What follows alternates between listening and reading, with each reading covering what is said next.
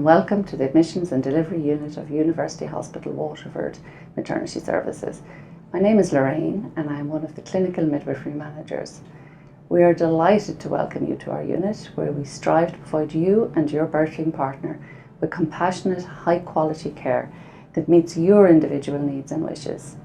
Mums and babies are at the heart of everything we do here, so we are confident we can offer you the service you want for you and your baby and your partner.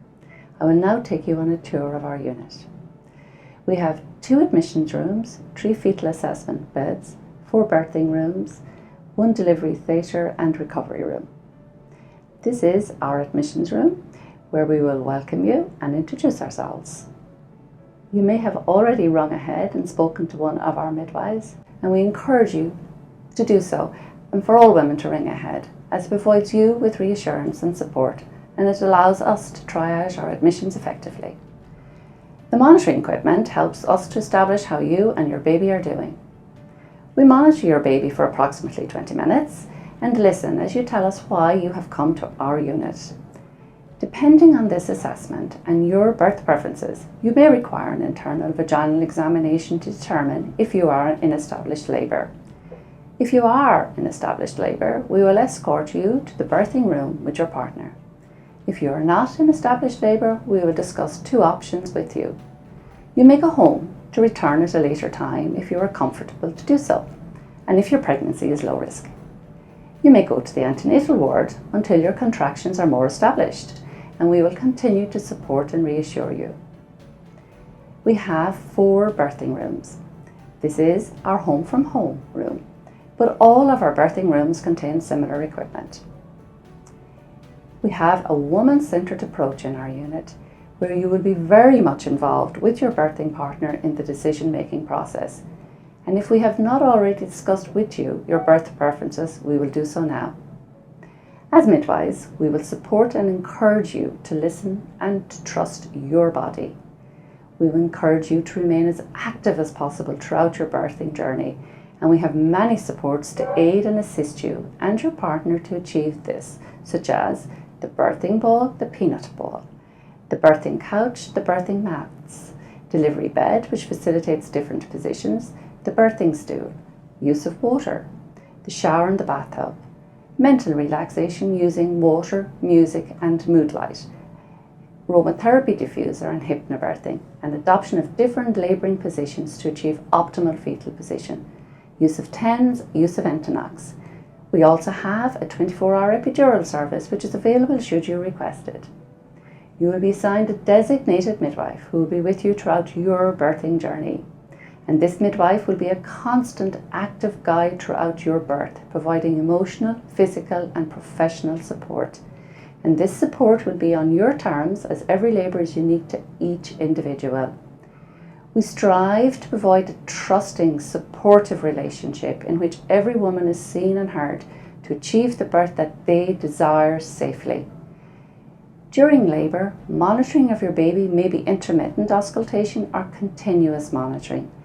Continuous monitoring does not mean that you can't move around. This is still possible with some modifications to your range of movement.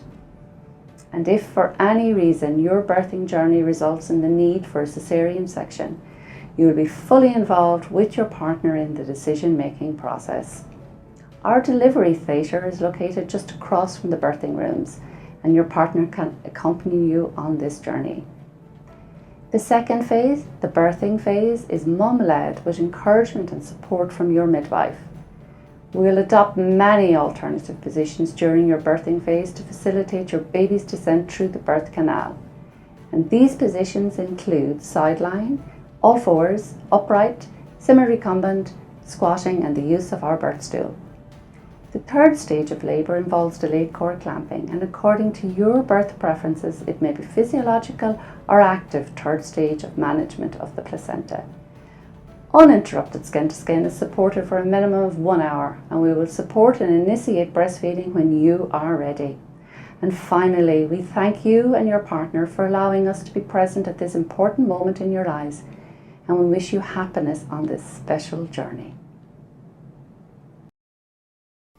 The Domino's service is a midwifery-led service that has been up and running in the University Hospital Waterford for many years. We are a team of 5 midwives and we look after women who have low-risk pregnancies. Our aim is to work in partnership with you and your family to promote a healthy-based approach to your pregnancy.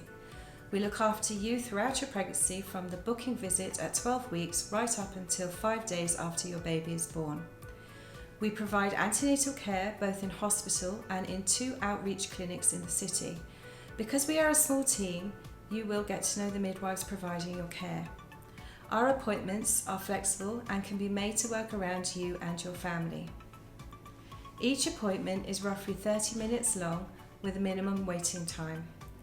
We also look after you during your labour, whether it's in the hospital or in the home for a planned home birth. And we can provide an early discharge home service which provides postnatal care in the comfort of your own home. Should your pregnancy become higher risk at any stage, we can refer you onto our obstetric team in the hospital. We look forward to welcoming you into our care. Hello, my name is Mary Frisby and I'm the perinatal mental health midwife at University Hospital Waterford. I provide care and support for women with mild to moderate mental health issues. I also work within a referral pathway for women with moderate to severe mental health issues who require rapid specialist interventions from other clinicians within the specialist team. When you come to see me, you're given the opportunity to discuss any anxieties or concerns that you may have in relation to your mental health in a confidential, private and comfortable environment. This assessment is to allow the practitioner and the client to jointly form any specific care pathways that may be needed to assist, to improve or to smooth their journey throughout their pregnancy and into the postnatal period.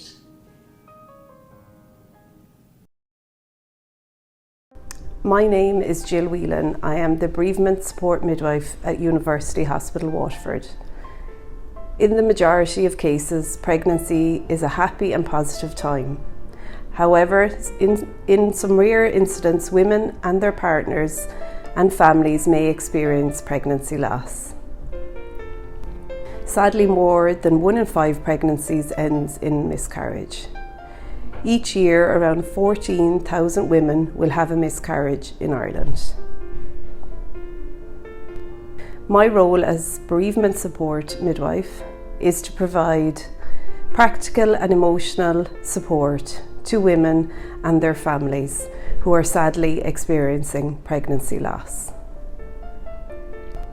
I work alongside the obstetricians, midwives, medical social worker and the chaplaincy service to ensure families receive good quality, compassionate and emotional support, sensitive to their cultural beliefs.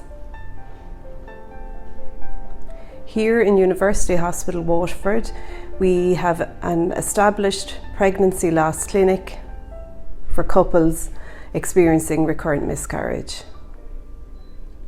If you would like to be put in touch with the bereavement support midwife, please ask your midwife or alternatively go to pregnancyandinfantloss.ie. Hi and welcome to the neonatal unit in University Hospital Waterford. Here in UHW we take babies from 28 weeks onwards, and so if your baby has to come to us for any reason after birth, they could be here for a few days or for longer. During that time we're part of a dedicated team here of nurses and doctors and physiotherapists, dietitians, lots of other people who will all help you on your journey to get your baby home. We encourage family-centred care here at all times where it's possible. So we encourage parents to visit and we encourage them to participate in baby care.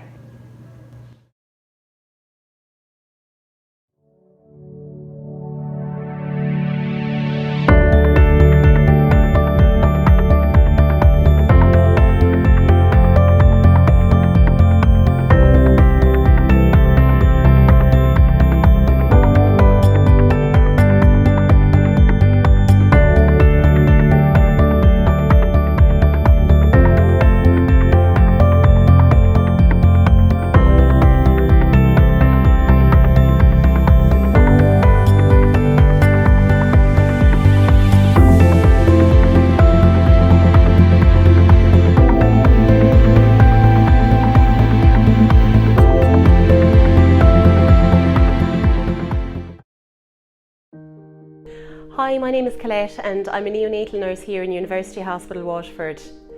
Kangaroo care is the practice of holding an infant dressed only in a hat and nappy so that the frontal contact of parent and infant is skin to skin. If your infant is well after birth, they will be dried and placed on your skin wearing only a hat and nappy. It is important to cover the baby's head as this large wet surface will be the greatest source of heat loss. Make sure the room is warm and draft free. Close windows and doors and cover the infant with a warm blanket. Keep the head in the sniffing position, chin slightly raised with nose up and the baby's body touching your skin as much as possible. Your skin will heat up if the baby is cold and will cool down if the baby is too warm. This is known as maternal-infant thermal synchrony. Kangaroo care should be provided for at least 1 hour after delivery if possible. This allows the baby to reap the rewards of this basic stress-relieving standard of care. It is scientifically proven to increase the amounts of oxytocin, which is a good hormone, in the baby's central nervous system, and decreases the cortisol, which is the stress hormone that the baby may be harbouring post-delivery.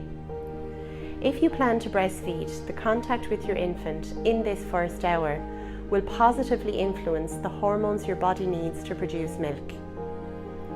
If your infant is well, your infant should also be more relaxed and willing to latch on and feed well. If you do not intend to breastfeed, it is still recommended that your infant is held in kangaroo care for up to an hour a day and more if possible, as they will also reap the rewards the contact will provide. Kangaroo care helps to keep your infant warm.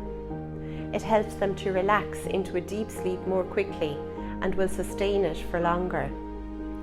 Benefits of kangaroo care also include psychological wellness, improving outcomes for infants as they develop and reach their milestones. The benefits of kangaroo care for the preterm infant are amazing and will positively affect the infant's stress levels, their weight gain, their infection risk, their heart rate, breathing rate and overall well-being. If you are expressing breast milk or breastfeeding your preterm infant, kangaroo care will also positively affect the hormones you need to increase and maintain your milk supply, especially when separated from your baby. Kangaroo care is recognised all around the world as one of the best primary standards of care for infants, whether they are well, unwell, term or preterm.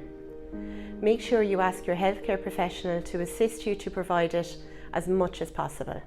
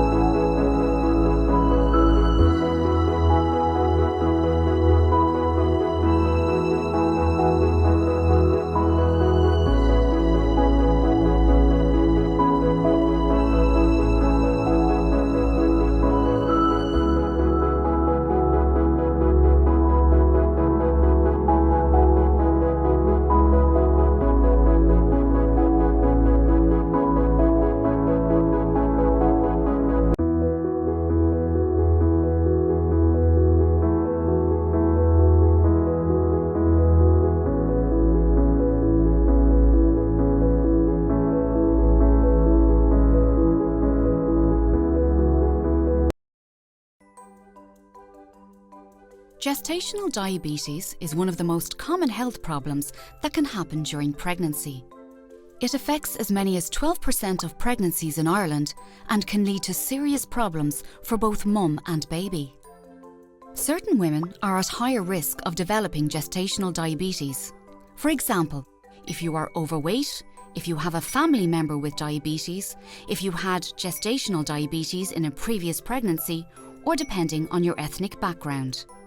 If you are at risk, you will receive a blood test for gestational diabetes between 24 and 28 weeks of pregnancy. If you are diagnosed, there are day-to-day changes you can make to stay healthy. How much exercise you get and what kind of food you eat can have important effects on your health and your baby's health. But what happens when you have gestational diabetes, and how can diet and exercise help? Food and drinks are broken down in your digestive system. The sugar they contain is absorbed into your bloodstream.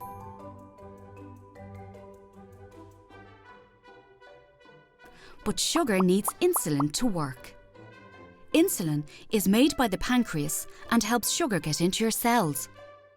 Insulin acts like a key that lets the sugar move from the bloodstream into the cells of your body, where it is used for energy. Pregnancy hormones change the way insulin works in your body. In the later stages of pregnancy, these changes make it difficult for insulin to unlock the cells and allow the sugar to enter. This is what is known as insulin resistance. Some insulin resistance is normal in pregnancy, but this means that your pancreas needs to work extra hard to keep blood sugar levels in a healthy range. When you have gestational diabetes, your pancreas is not able to keep up. As a result, too much sugar is left in the blood. However, a carefully planned diet with high fibre carbohydrates and no added sugar can make it easier for your body to manage the sugar in your blood. Exercise will also help keep blood sugar low, as it improves insulin's ability to unlock the cells and uses up sugar for energy. If blood sugar is controlled, your chances of a healthy pregnancy are the same as a non-diabetic mum. This makes diet and exercise powerful tools for a healthy pregnancy. However, if blood sugar is not well controlled, this can lead to problems in both mum and baby. In a study of 23,000 pregnant women around the world, researchers found a link between high blood sugar in mum and babies that had grown too big. Researchers also found a link between high blood sugar and preeclampsia, premature delivery, need for caesarean section, birth injury, and abnormal sugar control in baby. Diabetes during pregnancy can also put you and your baby at risk for problems later in life, including type 2 diabetes and heart disease. But there are actions you can take. Changes in diet and exercise, combined with close monitoring, can successfully manage blood sugar in 7 out of 10 pregnancies. So no better time to start than now. To learn more about Irish research on maternal and newborn health, you can visit the HRB Mother and Baby Clinical Trial Network's website.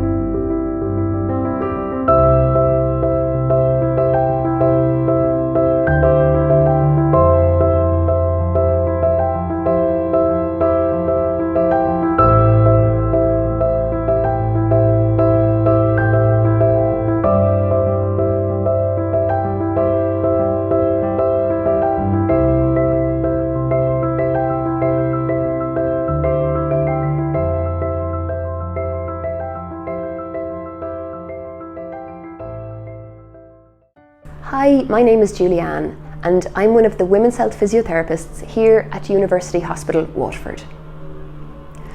Pregnancy-related pelvic girdle pain refers to pain that can be felt in one or both buttocks or around the pubic bone at the front of the pelvis. Women will describe it like a sharp stabbing pain in the bum or as if they've been kicked right in the centre of the pubic bone. Pelvic girdle pain can be a significant cause of disability and discomfort.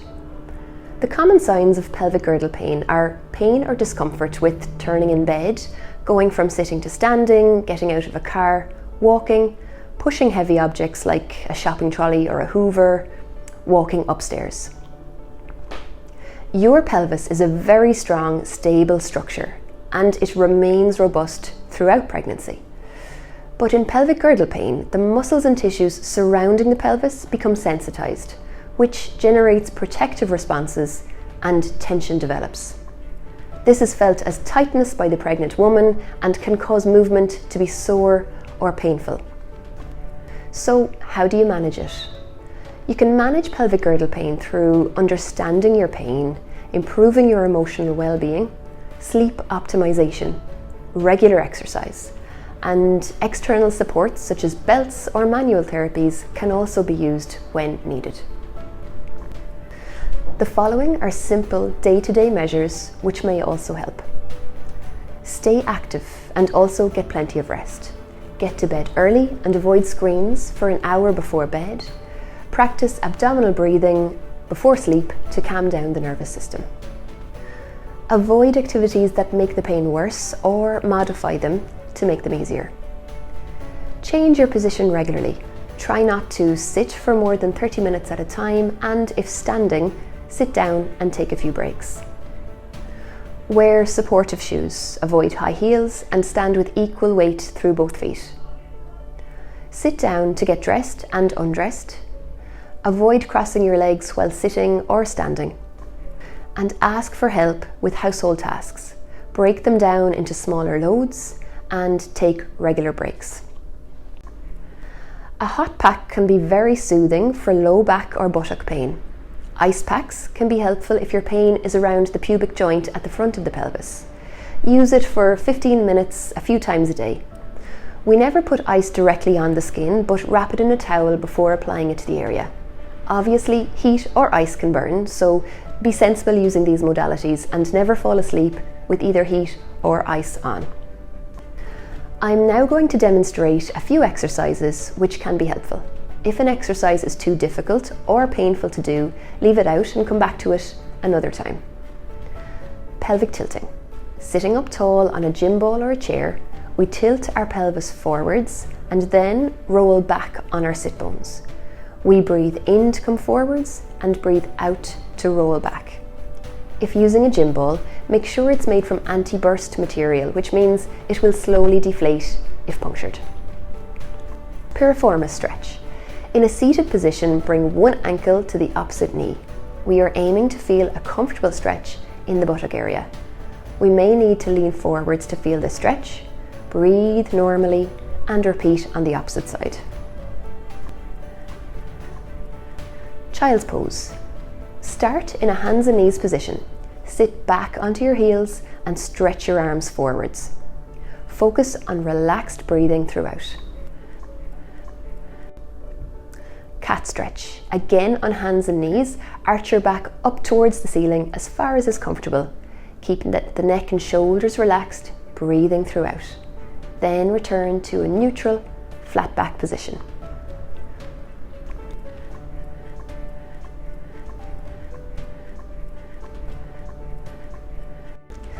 Pelvic pain can be fluctuating in nature, and an important factor is self-compassion. We often need to slow down and ask for help for our needs to be met at this time. If you are experiencing pregnancy-related pelvic girdle pain, please reach out to your medical provider. It may be appropriate for you to come for a physiotherapy assessment. We would be happy to help.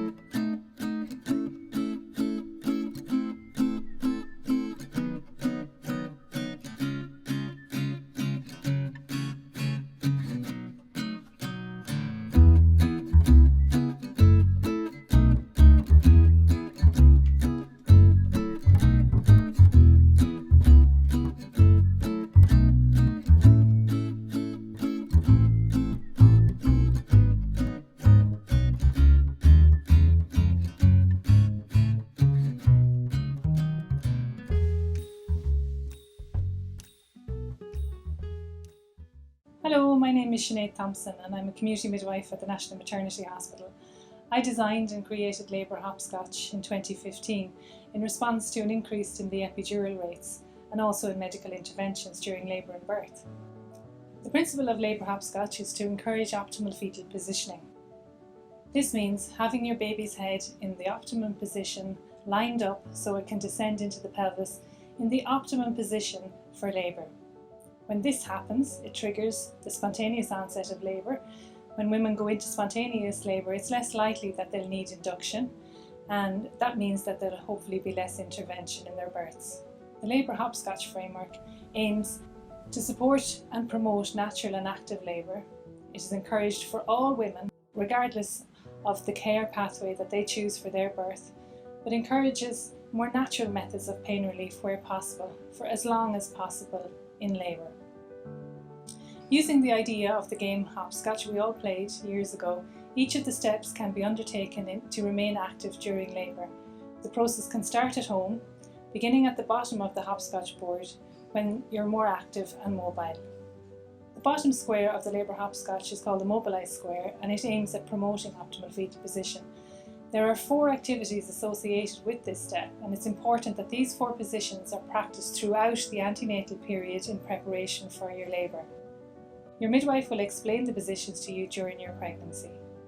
Our research findings, which we published in 2019 in our research study, showed that women who practiced labour hopscotch had reduced epidural rates, reduced the caesarean section rates, increased spontaneous onset of labour and vaginal deliveries, and most of all, there was an increase in birth satisfaction rates. Having a positive birthing experience makes a smoother transition to parenthood.